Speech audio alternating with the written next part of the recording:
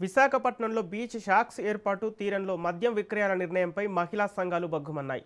బీచ్ల్లో మద్యం అమ్మకాలను వ్యతిరేకిస్తూ ఐద్వా ఆధ్వర్యంలో మహిళలు భారీ నిరసన ర్యాలీ చేపట్టారు. ఆర్కే బీచ్లోని కాళీమాత ఆలయం నుండి ఈ నిరసన ప్రదర్శన నిర్వహించారు. బీచ్ షాక్స్తో పేరుతో పర్యాటక ప్రాంతాల్లో మద్యం విక్రయాలు జరపడం దారుణమని, ప్రభుత్వం తక్షణమే ఈ నిర్ణయాన్ని వెనక్కి తీసుకోవాలని డిమాండ్ చేశారు. బీచ్ల్లో వైన్, బీర్ వంటి మద్యం అమ్మకాలు చేపడితే మహిళల భద్రతకు తీవ్ర ముప్పు వాటిల్లుతుందని, పర్యావరణం కూడా దెబ్బతింటుందని ఆందోళన వ్యక్తం చేశారు.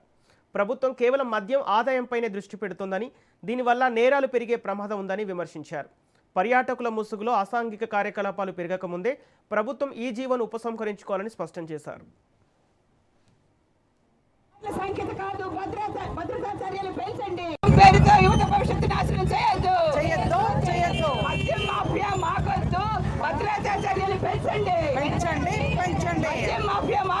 మహిళలకు రక్షణ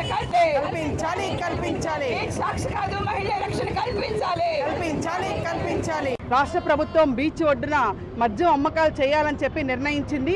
ముందుగా విశాఖపట్నం, చీరాలలో ప్రయోగాత్మకంగా ఈ బీచ్ షాక్ పెడతాం, తర్వాత రాష్ట్రం అంతా కూడా విస్తరిస్తామని చెప్పి చెప్తున్నారు. మేము దీన్ని తీవ్రంగా ఖండిస్తూ ఈరోజు ఆర్కే బీచ్ దగ్గర నిరసన కార్యక్రమం చేస్తూ ఉన్నాం. ఎందుకంటే ఇప్పటికే రాష్ట్ర వ్యాప్తంగా మహిళలపైన, పసిపిల్లలపైన అనేక అఘాయిత్యాలు జరుగుతూ ఉన్నాయి. దానికి ప్రధాన కారణం మద్యం, మత్తు పదార్థాలు. వీటిని నిషేధించాలని చెప్పి మహిళా సంఘాలు కానీ, ప్రజలు కానీ, యువత అందరూ కూడా కోరుకుంటుంటే ఈరోజు రాష్ట్ర ప్రభుత్వం మద్యాన్ని ఏరులై పారిస్తూ ఉంది. చంద్రబాబు నాయుడు అధికారంలోకి వచ్చిన ప్రతిసారి కూడా మద్యాన్ని ఆదాయ వనరుగా అనుకుని మద్యం షాపులు విపరీతంగా పెంచుతున్నారు.